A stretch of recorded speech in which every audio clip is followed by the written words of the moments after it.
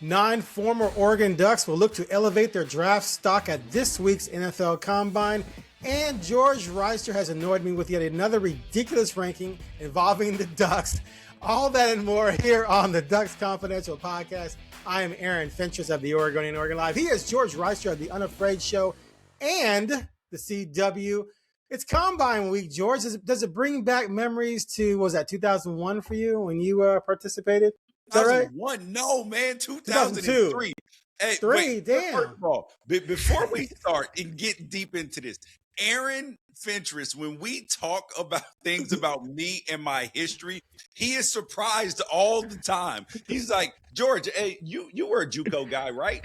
What? And then he's like, hey, did you go to the Combine? I'm like, what? What are you talking about?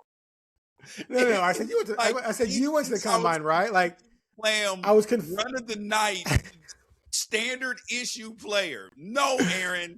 Were you a walk-on, George? Exactly. You might as well ask me that too. There's nothing wrong with being a walk-on. Look at Bryce Betcher, who's at the Combine. I didn't say anything was wrong with being a walk-on. I just want to get that out there. But the fact that he's like, oh yeah, George, yeah, he was a fly-by-night player. Get out of here. No.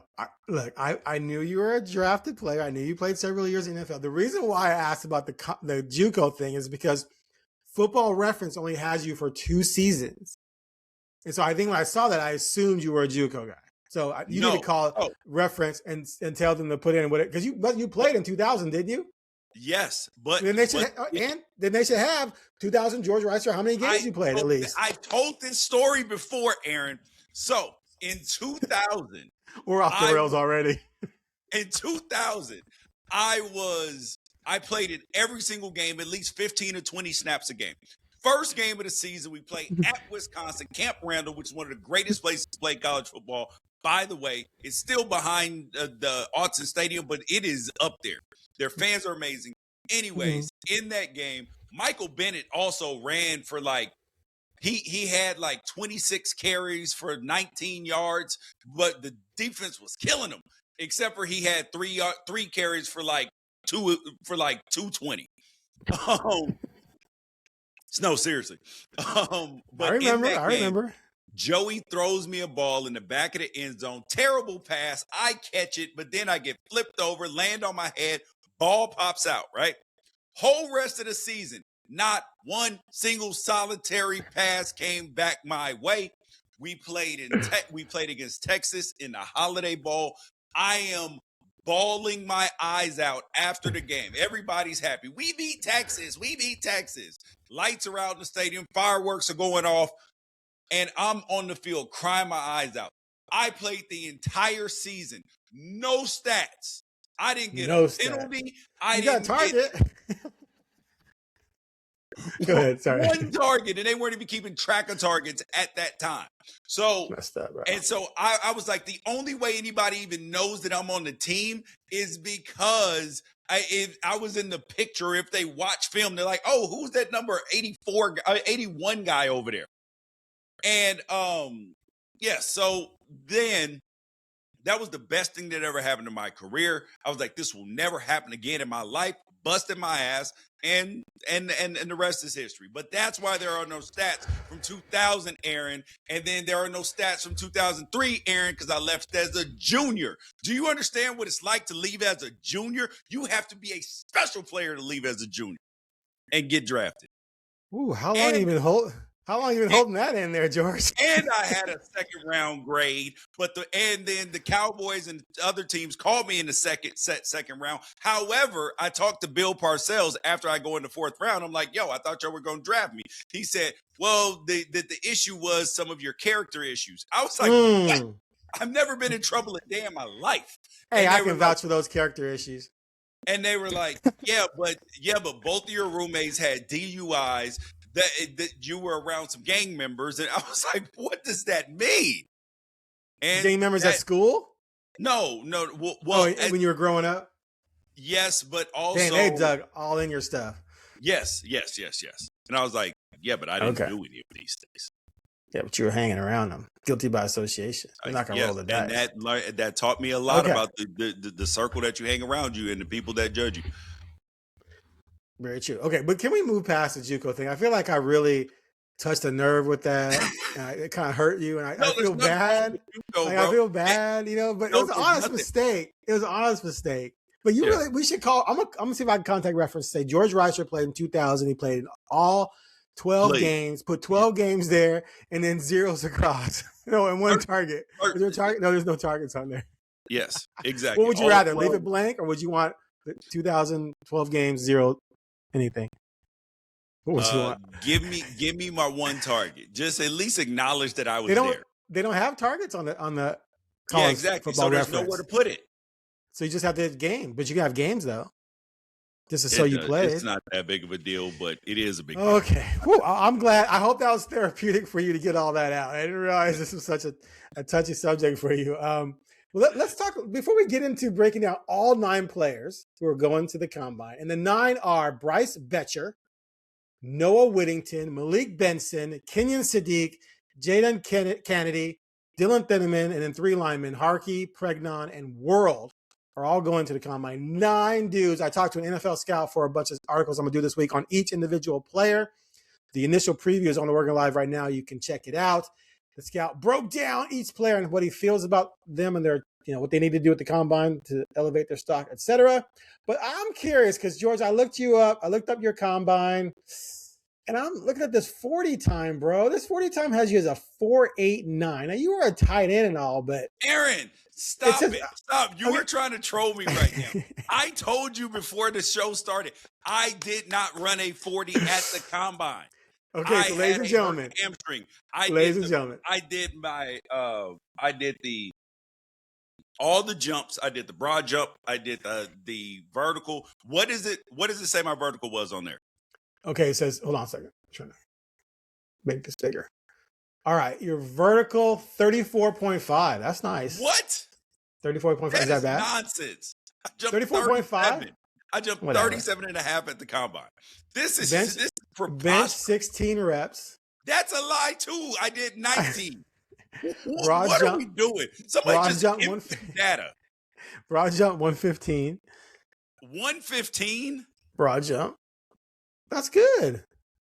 150. No. 115. For a big tight end, that's not good.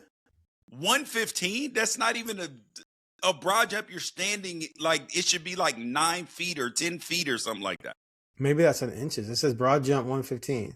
Yeah, see, it might be inches. It might be inches. That'd be 10, not close to 10 feet. Yeah. Okay. How 3 would that cones. Be close to 10 feet? Well, if it's 115 inches divided by 12 would be close to 10 feet. So 3 cones, 7.24. Yeah. Did I lie too? And it says you didn't do the shuttle. So I don't know, man. Not pro football. Football Reference in general just got you all jacked up, bro. They don't have 2000 that you even existed. They got their line about your 40 allegedly. Anything. See, like combine stats and all that. You actually have to get that more from NFL.com. But I will tell you this. This is Pro Football Reference. They should have it right. Yeah. But here's the thing about Pro Football Reference is that outside of like star players and stuff like that, historically, anything before like 2010 is not as accurate as as it is now. Like stuff that comes out now and all this stuff, they are dead on. But like prior stuff is not quite as accurate. It's close, but not as accurate. So here's a site called Mock Draftable. It has you in there, and it also has a 4.89, and but this has 19 reps in the bench. Nope, this has 14 in the bench.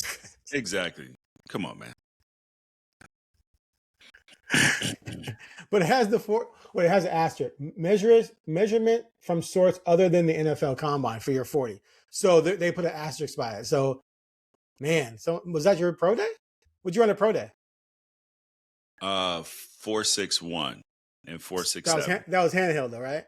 No, man. Stop. Why are you trying to troll me? Why are you trying to bother me today, Aaron? I haven't seen you in a couple of weeks. I missed you, homie. Okay. So just in case people out there who didn't play football, just so you know, nothing bothers someone more than embellishing their 40 time. Your 40 time almost defines your existence, especially for skill guys. So for me saying he ran a 4.89, like a tight end, where like everybody's like, oh, he was slow. He's slow anyway. I'll run you. Right. So for me to say it was handheld, because handheld times are faster than electronic times by like 1.5, not or 0.15, about a tenth and a half usually, somewhere, depending on the person's, so that's me. That's like me saying he really ran closer to a 4.8 than a 4.61 by saying it was handheld, which is why he reacted the way he did.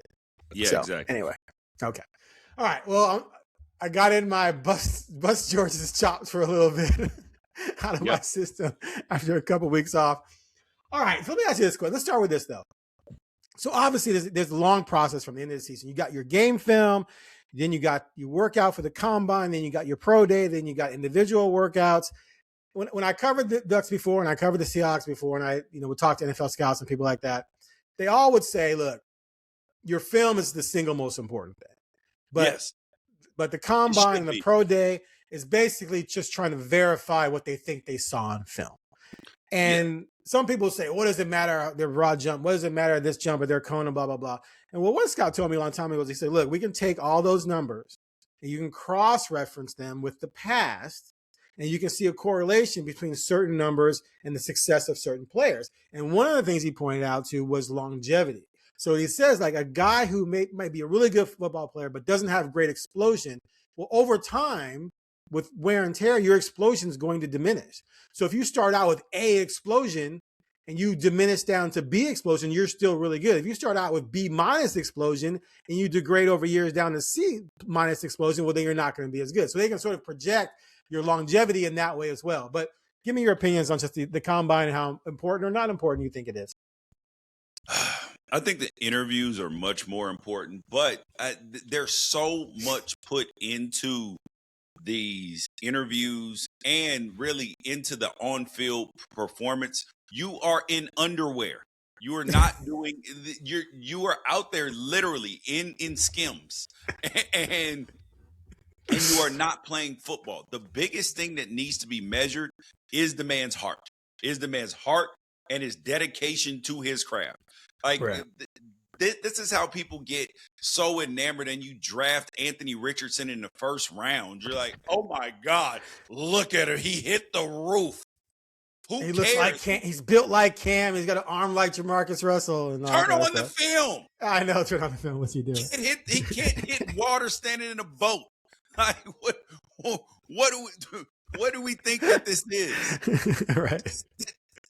This happens so many times. I remember I was in Jacksonville. We drafted Matt Jones, quarterback from Arkansas, to be a wide receiver because he was 6'6" and ran 4.3 at the combine. They were like, oh my God, he ran 4.3. We have to pick him at wide out. Okay, fine. Draft him in like the 4th round. Like, cool. Where'd they take him? 1st round. Did they really? Number like 21. 19, 21, something like that. Yep, and we drafted him in the 1st round. We're like, what did we just draft? And this is no slight to Matt Jones, super cool dude, like good human. Like, I like Matt a lot. But Matt would even tell you, he was like, bro, I had no clue. Like, he was like, this was not on my bingo card. And he didn't have the wide receiver work ethic to make it work because he didn't know how to do it. Yeah. And it was just a mess. It happens all the time. They draft measurables instead of looking at the film and being like, okay, yeah, the measurables are good. Man, this film stinks. Oh, this film is bad. And but the hardest part is for coaches to decipher, because all coaches think that they're the smartest guy in the world, that they got the magic knowledge to be able to fix somebody. And sometimes it's difficult because a scheme in college, what you're asked to do in college or what you're coached to do in college, might not be what you're going to be asked to do and coached in the NFL. So like for instance, I'm gonna give you a prime example. When we played against Cal when I was in college, they had a linebacker named Scott Fujita, longtime NFL player, NFL linebacker, played with the Saints and a bunch of other teams. Cal used to have them teach this technique to grab because he played Sam Backer, outside linebacker, to grab the tight end's throat when he tried to block. I swear to God. And on the side note, I threatened to kill this man. I was gonna say, did you do that in practice and you tried to kill him? No. Oh, okay. It was in a game. We were playing at Cal. Yeah. And Justin Peel, okay, yeah. Sorry, Justin Peel was like, George, Cal is going to do this, so be prepared for it. I was like, they ain't gonna do this to me. They only doing it to you because they trying you. They better not try me. George Wrighster, JUCO transfer. You're a white guy. That's what I thought in my mind at that point in time. Bad thinking, right? So, like, second play of the game. And I was like, yo, you put your hand on my neck again, I'm going to kill you. This is what I told him. And so later on in the game, he does it again. And I'm able to push him over the pile because people fell at his feet behind him. So I kind of push him over the pile and I'm choking him with two hands. I was like, don't you do this, I swear to God. And he stopped doing it. He stopped doing it. Yeah. And that wouldn't translate to the NFL is what you're saying. That the throat grabs just wouldn't, right. Correct. Because you would actually maybe get killed if you did that in the NFL. Yeah, well, that, and it's not an effective technique. Yeah, it's not going to work. Like, it doesn't help you do your actual job better. So can he actually do the job that you need to do in the NFL? Because sometimes techniques that are, because I got sidetracked, sometimes techniques that are taught in college are not, they're scheme specific and are not conducive to what you would be asked to do in the NFL. Right. Yeah, you got fired up, man. You were taken back. You were there on the field, reliving that moment. I was like, damn, George's about to hot today, go off man. on somebody. Hot. I made fun of his 40 and stuff, man. Ugh, not good. All right, let's start with Bryce Betcher. Walk on, as you mentioned, turned phenom for the Ducks. So I'm gonna bring up a player. I'm gonna say when he works out and all that kind of stuff. Say what the mock drafts say about him, and then we'll dive into him. So the linebackers report today. Linebackers and tight ends today, and defensive linemen. Sorry, linebackers, defensive linemen, and kickers and punters report today. They work out Thursday. Bench press Friday. The best mock draft for him I saw was one on NFL.com. Has him third round, 94th overall. But most mocks have him anywhere from the 4th to the 7th.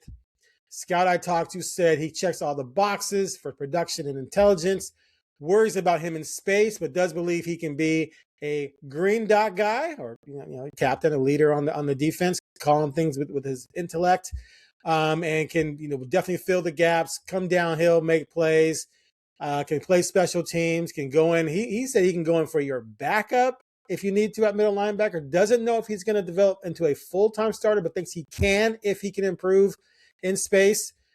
What do you think about Mr. Betcher? Okay, so Bryce Betcher is the kids would describe him as a try-hard, okay? Right. And it's funny that is looked at like a negative, right? Like a dude who is going to give every ounce of himself and everything. And it also plays into the stereotypes because when you hear NFL coaches talk, they will describe a white guy as, oh my God, he's a high effort, high motor guy. And, he's just going to give his all. He's not the best athlete in the whole world, but he's athletic enough to get it done. Black guy, no matter if it is the same exact person, because prime example, Byron Leftwich, who I played with, he was described as an athlete. Byron Leftwich is one of the worst athletes that you have ever seen. Dude, I remember that. I remember people talking about it, dual threat. He can tuck it and go. I'm like, Byron Leftwich, I think he ran like a 5-something at the combine. It was 100% because he was black. 100%. Yes. Like you just assumed. Exactly.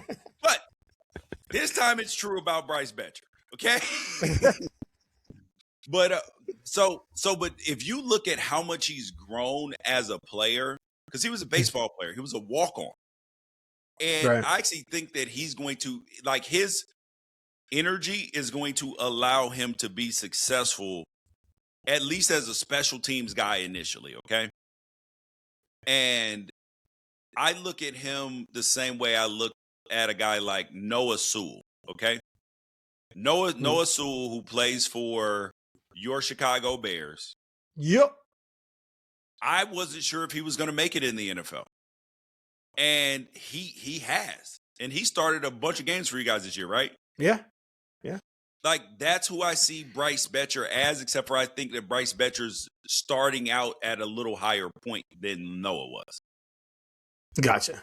Because So you think Noah wasn't overly physical with blocks and all of that stuff either.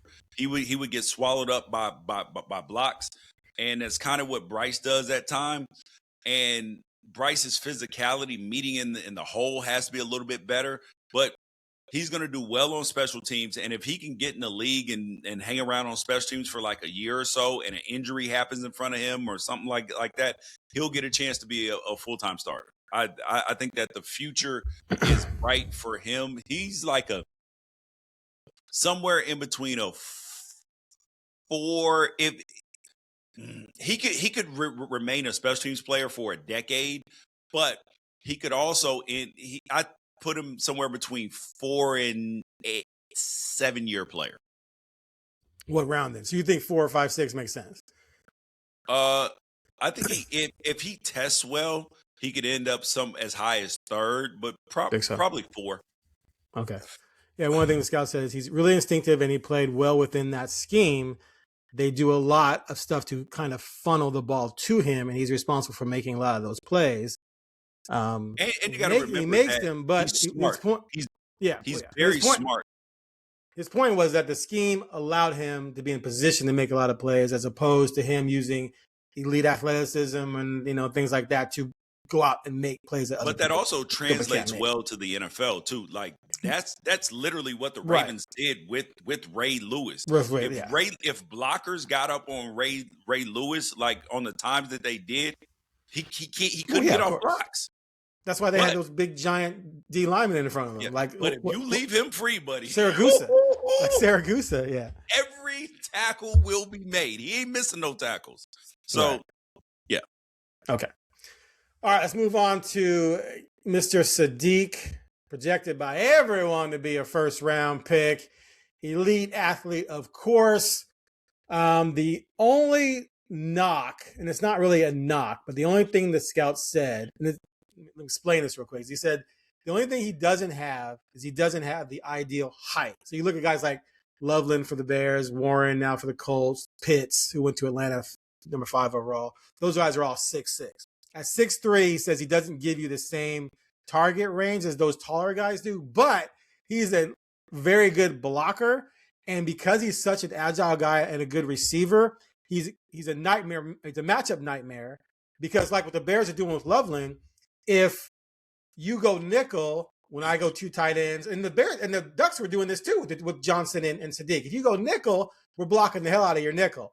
If you go to a base defense, I can flex out Sadiq, and now he's playing like a wide receiver. If you got a linebacker on him, you're toast. So he thinks he's going to test well. He's going to be a guy who's definitely going to go somewhere in the first round. What do you think about it?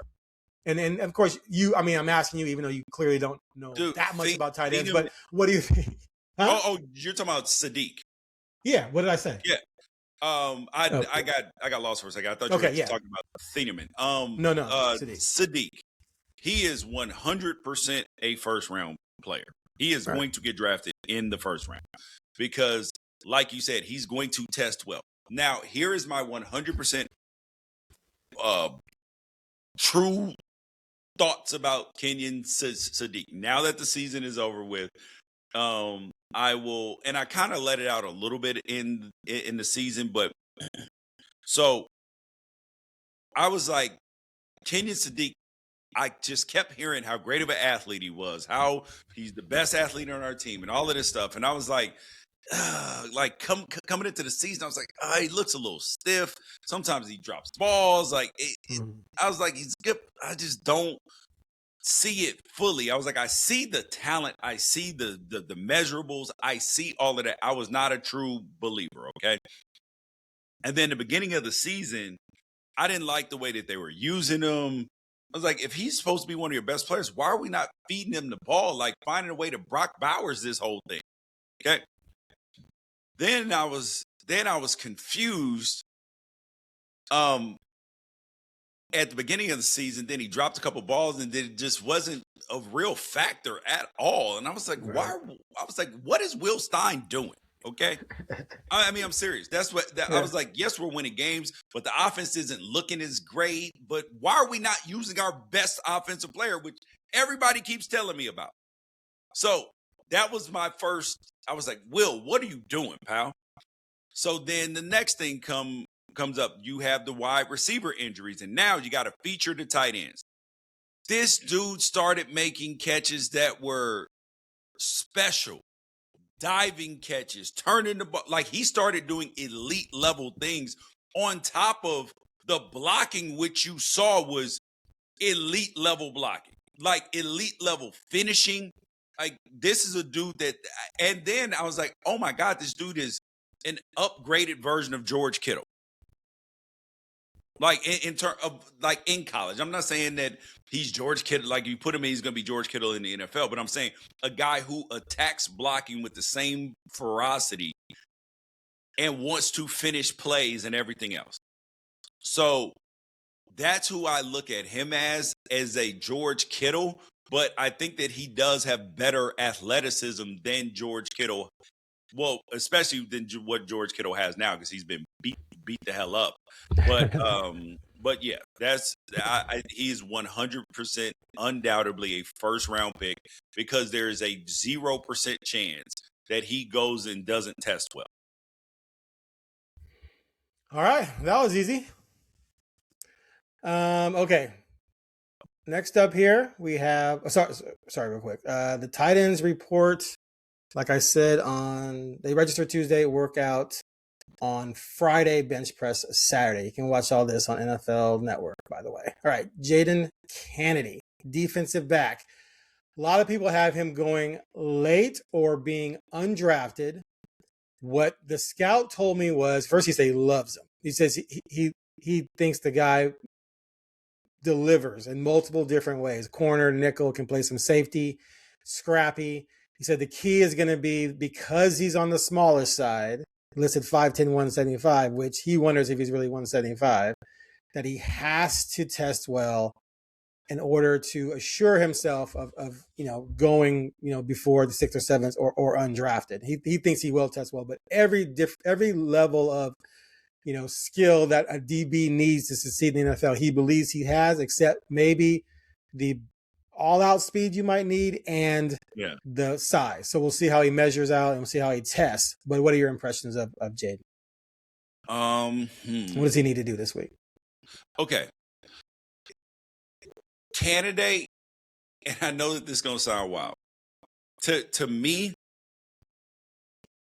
it does not matter whether he gets drafted or not. This dude, to me, when I see him, he is a 10-year NFL player. He is going to play a long time. He has good ball skills. He's willing to stick his face in there and tackle. He is good, very good ball skills without committing penalties. Like, he's a guy who just you just look and you're like, bro, how did this do? Who was the dude for the what was it? Tariq Woolen, who was the 7th round pick for Seattle a few years ago, and ended up being super good. It's a great example is Terrence Mitchell. Yeah, exactly. 7th round pick who played 8 years. That's exactly what we're working with there. I like him a lot. And then Troy Hill, he went undrafted and played 10 years. Yep. And he was considered undersized too. If I listen here, 5'10", 180, probably 170 coming out. But those are two guys, 7th round undrafted, who combined to play 18 years. And 1 year, Hill led the NFL in interception and return yards with 119, 2 for touchdowns that year, 184. So that helps you. But still, he had 2 pick sixes that one season. So yeah, so you think that kind of guy. So like, if he's going to get into camp, he's just going to be a guy you can't cut because he just does too many things. One of the things that the scout said, he said he's a fun sleeper. He's your typical undersized corner who plays with a chip on his shoulder. He's versatile. He's chippy. He's quick. I'm curious how fast he'll end up being. Yep. All right. Yeah. Now, next is the safe. Sorry. Dang it. Hold on. I got so many different things up. All right. So DBs register on Tuesday. They work out Friday, bench Saturday. All right. The other DB from Oregon heading to the combine is Dylan Thieneman. He is projected all over the map, kind of. Some have him slipping into the first round. NFL.com, one of their mocks has him 18 to Minnesota, but most of the rest have him in the second. Even one has him in the third. The scout I talked to believes definitely not falling out of the second. Could go in the first. Thinks he's going to run really well. Loves how he zeroes in like a heat-seeking missile in the run. The fact, because the Ducks use him a lot like a linebacker, and loves that aspect of him, but also the fact that he can play cover 2 safety, man-free safety, cover 3 safety, whatever. Likes his overall ball skills, and calls him basically a football gym rat. And so he sees him no later than the second round. What do you think? 100% agree. Dude, Thieneman is a player, bro. Right. Is a player.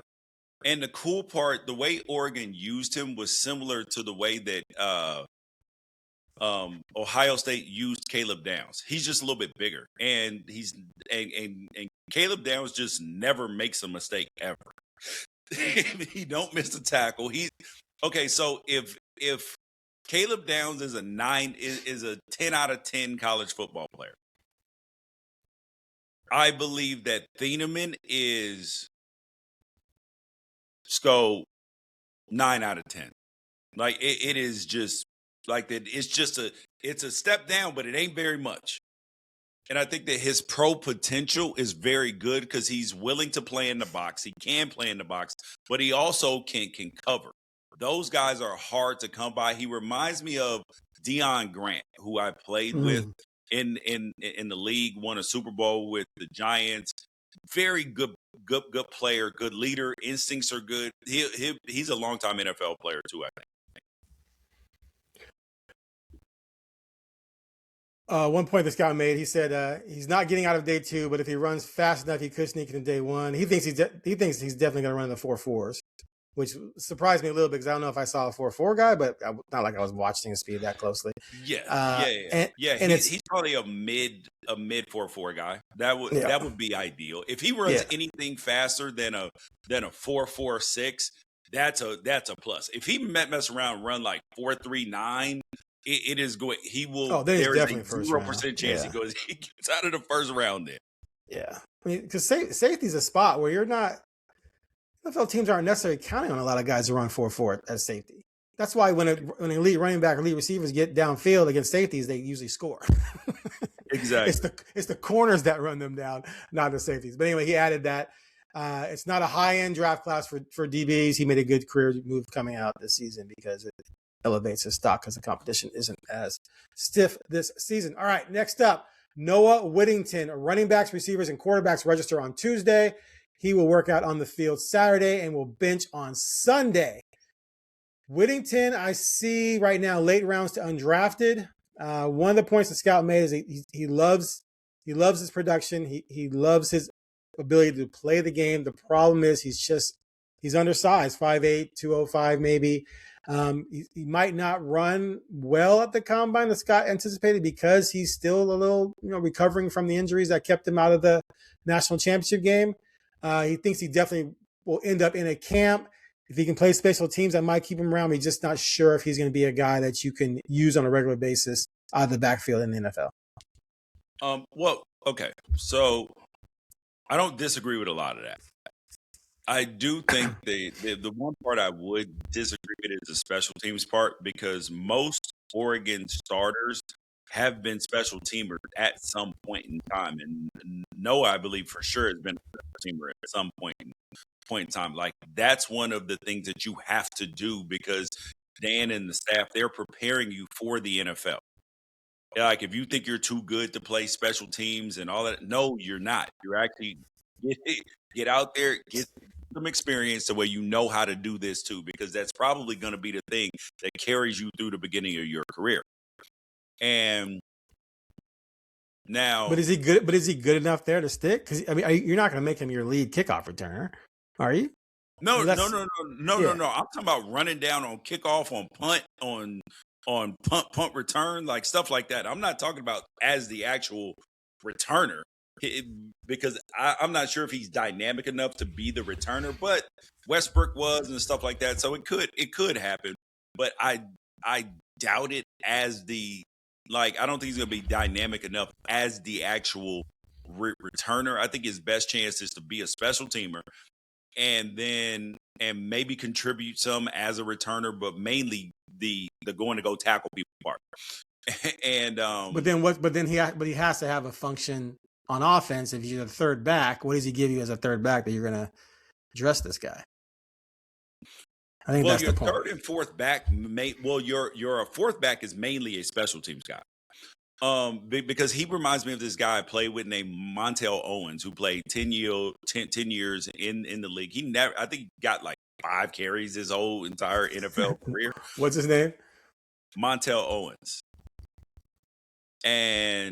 But he made the Pro Bowl as a special teamer. He was an undersized back. He was just like Whittington, not overly fast, but he was determined to go make all the tackles. All the tackles. And 5'10", 225. Montel Owen. 9 years. He got 56 carries. In his whole career? So, he got 56? 9 years. 3 touchdowns. 200 yards 1 year, and the rest he had 90 combined. All right, we'll see.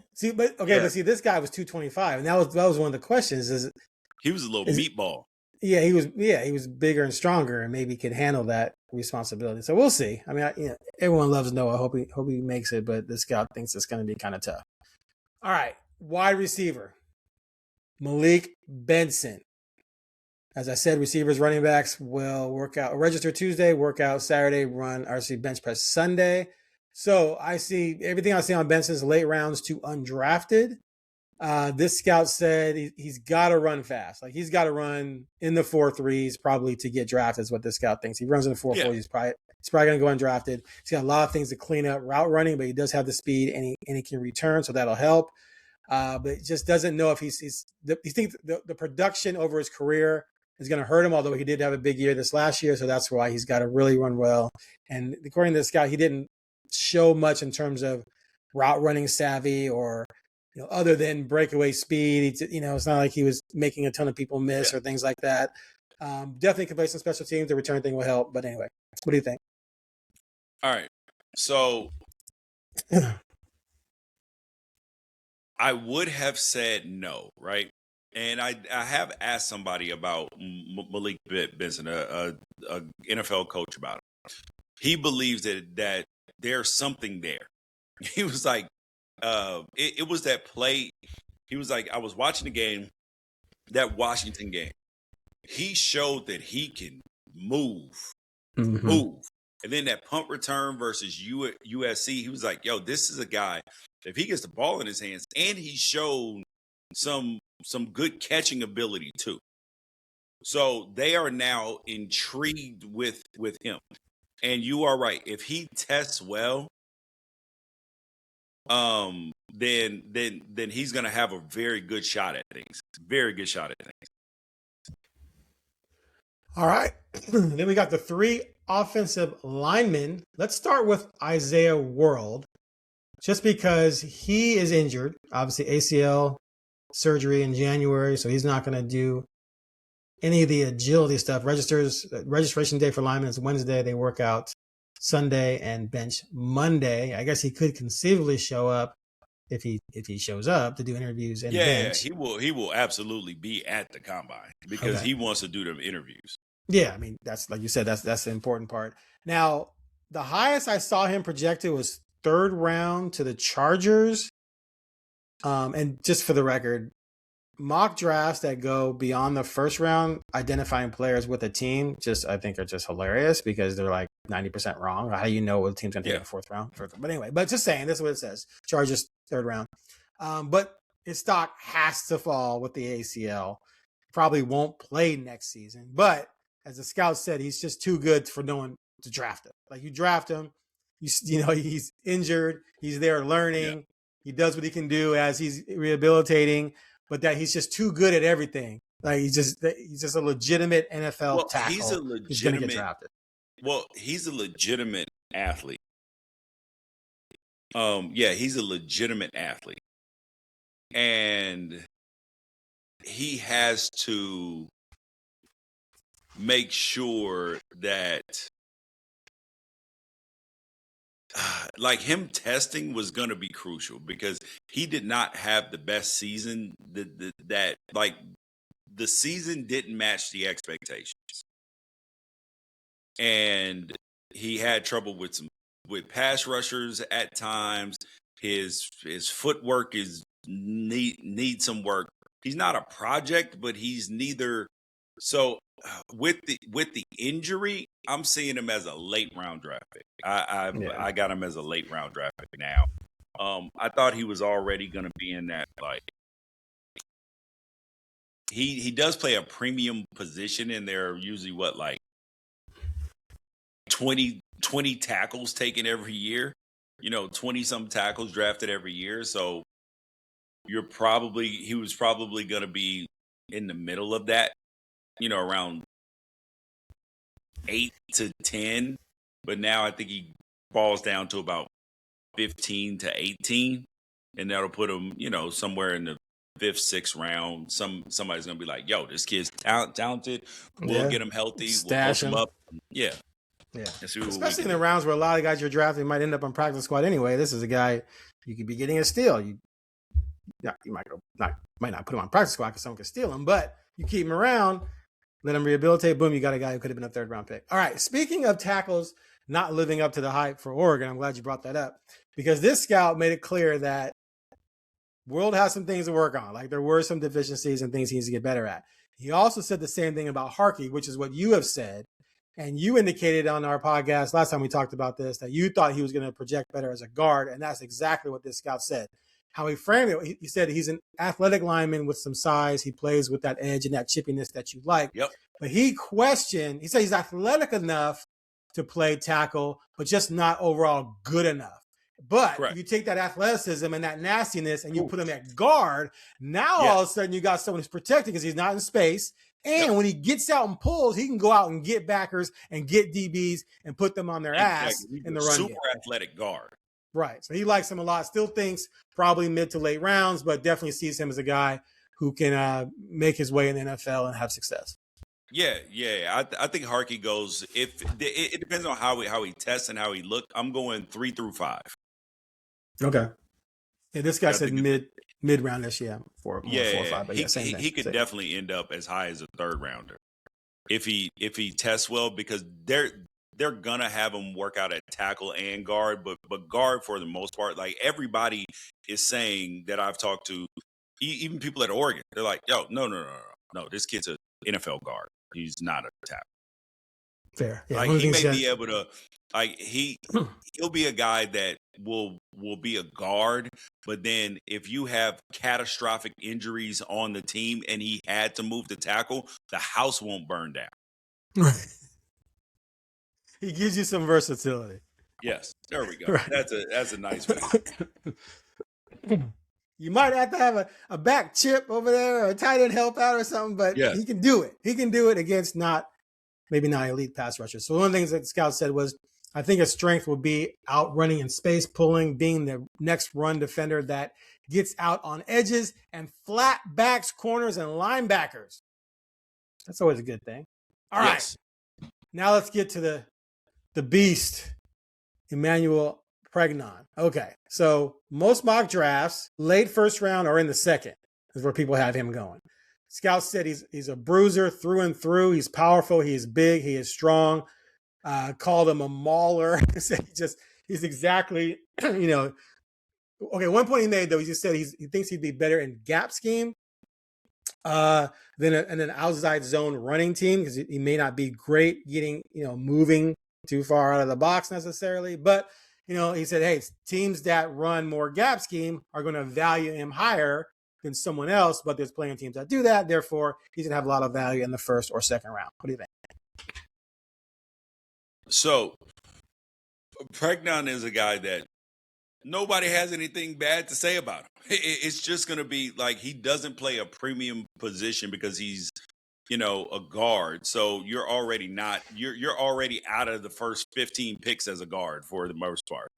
So I think he's going to be either late first round pick, or mid, no later than middle of the second round, because there's too much film there. Like there's too much film there. But also when you look at the end of the first round, you're like, oof. He's gonna be competing with it. It depends on who likes him better, Pregnon better, or the kid from Penn State, Ione. That as guards, because those are the two real top guards coming into the draft. Hold on a second. One of the things that's always interesting about football, especially when you're dealing with offensive line, and the offensive line is just, you got to have them. Yes. Like you could have the greatest quarterback and the greatest receivers in the world. If your offensive line is trash, you're just screwed. There's just no way about it. And one of the things when I covered the Seahawks, Pete Carroll was huge about the O-line, right? He was just huge about guys. You have to be. Yeah. And so there was this one year where the run game dipped and they had to rely a lot more on the pass, which people didn't want to hear it back then, but Russell Wilson was best when he had a running game to play off of. And all this let Russ cook stuff was just ridiculous. Yeah.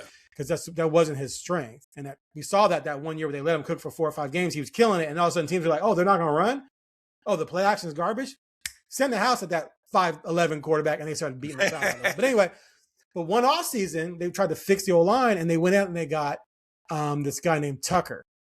I can't remember his first name. And on Pro Football Focus, you looked at him like he didn't have the highest grades, but he didn't get penalties. He didn't give up sacks. He was just a big, strong, physical dude in the middle who, if you're running 24 lead to the 4 hole, he's going to move his guy. Yep. Period. And so they added, and I remember thinking, I thought they were going to go out and maybe make a big splash. No, they went out and got this guy who was just a run blocking demon. That's just what he did. And the running game ended up top 3 in the conference in the NFL that year.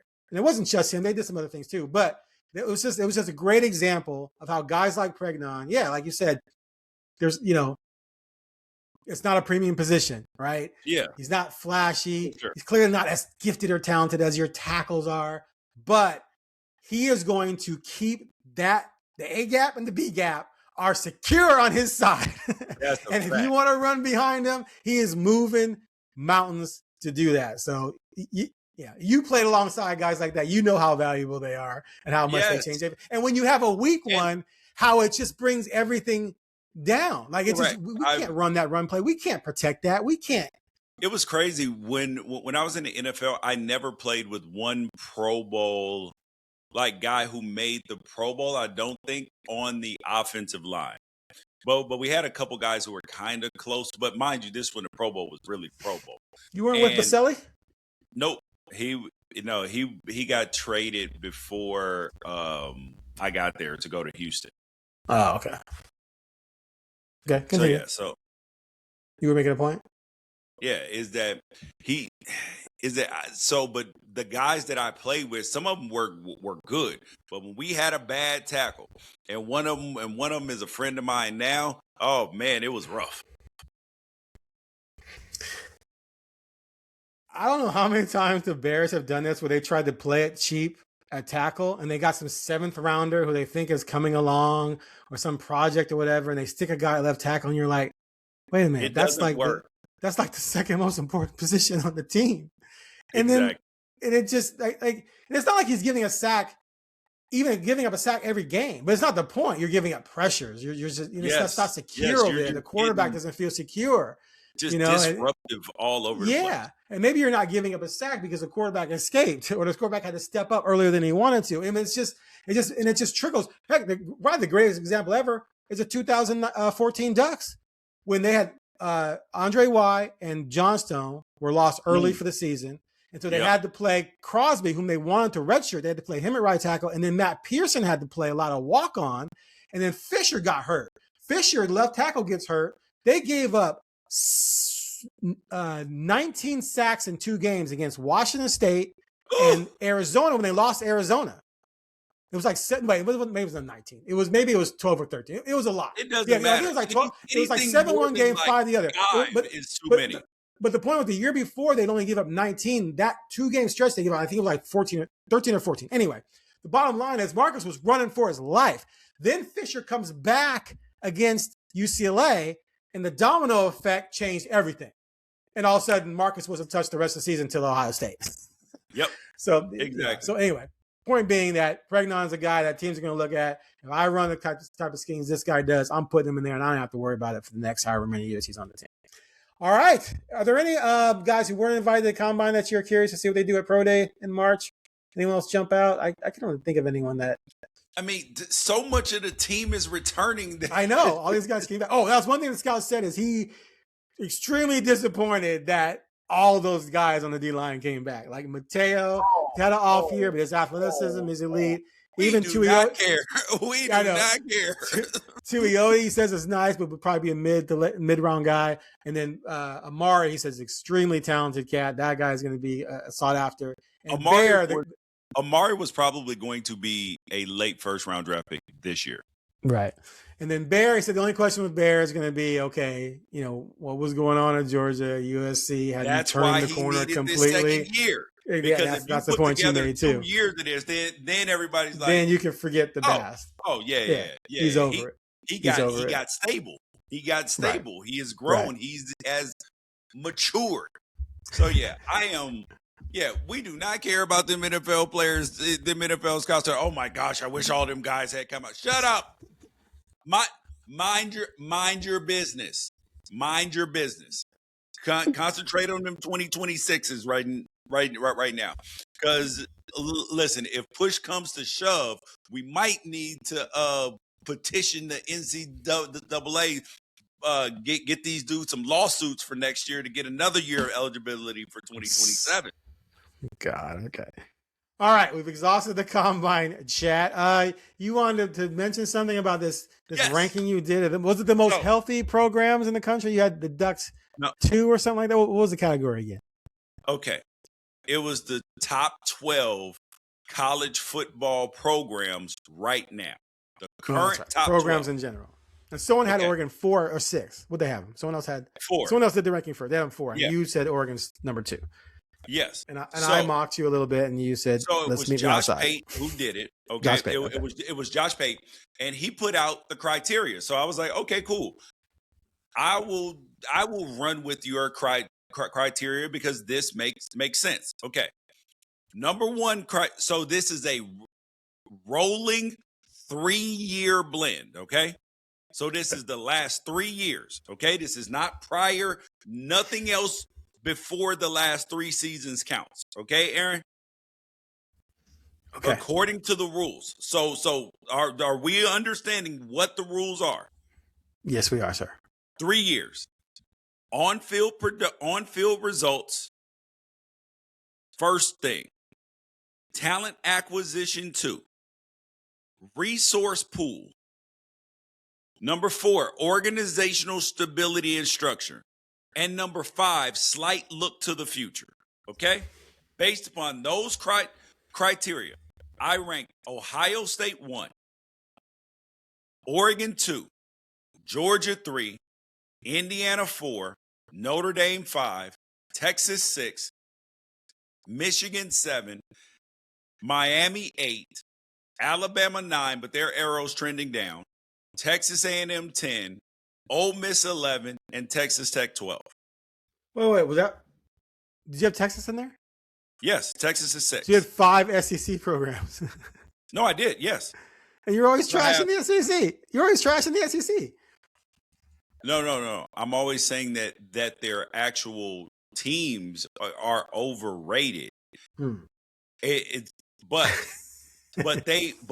right now with the top 12 college football current programs, based upon those criteria, you have to. So the reason why I moved Oregon at number 2. So number 1, Ohio State has basically had the same last 3-year on-field results as Oregon, except for they have a national championship. So they have to be above Oregon. Okay, can we agree on that? 100%. Okay. Georgia in the last 3 years does not have a college football playoff win, and they have not won a national championship in the last 3 years. True. So that puts, and then when you look at on-field results, Oregon's a little bit in front of Georgia in terms of on-field results in the last 3 years. Their talent acquisition is the same right now. Resource pool, Oregon is a little bit above it. Organizational stability and structure, they're both the same. Slight look into the future, they both have bright futures. So is that fair that Georgia is behind Oregon? Based upon those criteria. Based upon the last 3 years. Yes. Yeah, you can make the argument. Okay. I put Indiana at 4. If we're going over the last 3 years, right? 3 years ago, Indiana was 3-9. Their national championship is doing a lot of heavy lifting to get them to number 4 right now. Okay. But I feel like you won a national championship. The future is super bright for you. They have organizational stability. They clearly have a resource pool.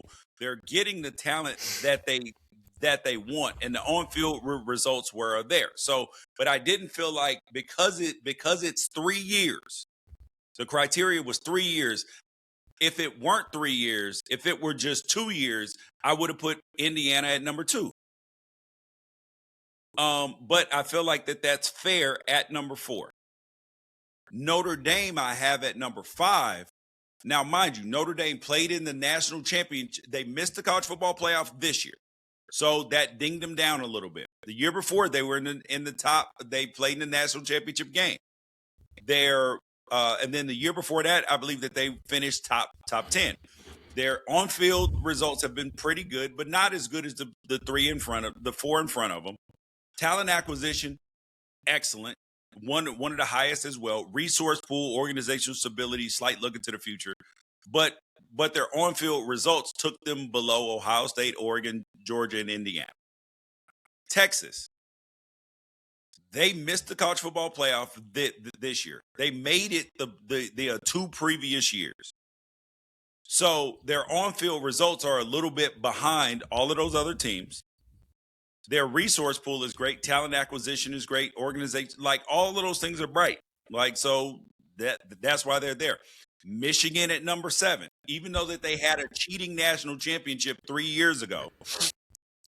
The debate here is Oregon. Like you don't have to go through all 12. No. I was just giving you a gist of it, and then I'll go quickly. People can go to the Unafraid Show to get the entire breakdown. But go ahead. So quickly, Miami at 8, but their arrow is trending. Okay, good. Their arrow is trending up. Okay, you can go through all the things and you can figure it out. Alabama's trending down. Resource pool is not the same as the other people. Organizational stability and structure. They wanted their coach fired. All of this stuff. They are trending down. Texas A&M trending up. Ole Miss is trending up, and so is Texas Tech. But Oregon at number 2, Aaron, based upon those criteria, I know that you say I'm a homer, but based upon those criteria that I didn't even invent, it's hard to put Oregon anywhere besides 2. Yeah, I mean, look.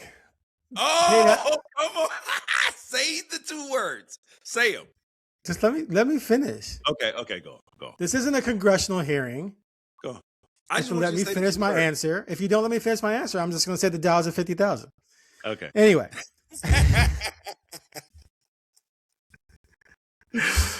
Okay. all of this is splitting hairs from 2 to 5. Okay. And so I saw someone else gave the Ducks 4. You came in with 2. I'm just like, it's typical George just being a homer. So I had to give you crap about it. But I will admit that the 3-year thing changes the scope.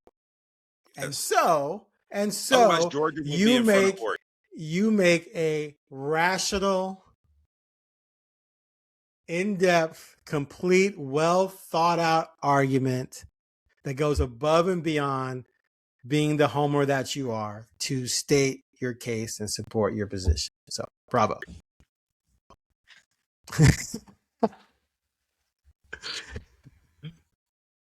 He took a bow. Hey, that is high praise from an analytical person that you are. that I presented an argument that you're just like, I can't argue with. I ain't say nothing. Like, oh damn. I was trying to. I was like looking up stuff. What can I say? I got nothing. I'll think of something about the next podcast. Yeah, man, two top 5 finishes, a semifinal, a quarterfinal, and then another top 6 finish. And you got the resources, and I've already said the window's open next year. And the talent acquisition. I mean, every year they go in the portal and pretty much get whatever they want. So yeah, you make great arguments. I can't classify it as a homer argument. Congratulations. Okay. Good job. All right. Look, he's so happy. He's gonna run and tell his wife, honey. I got validated by Aaron today. That hater validated you? Nah. Is he sick? Anyway, all right. Thanks for listening to the Ducks Confidential Podcast. We will come back next week and review how the Ducks did in the podcast. And I'm going to try and dig up George's official 40 time from the pro day and see if that's legit, because I think it was handheld with a sundial, but we'll find out.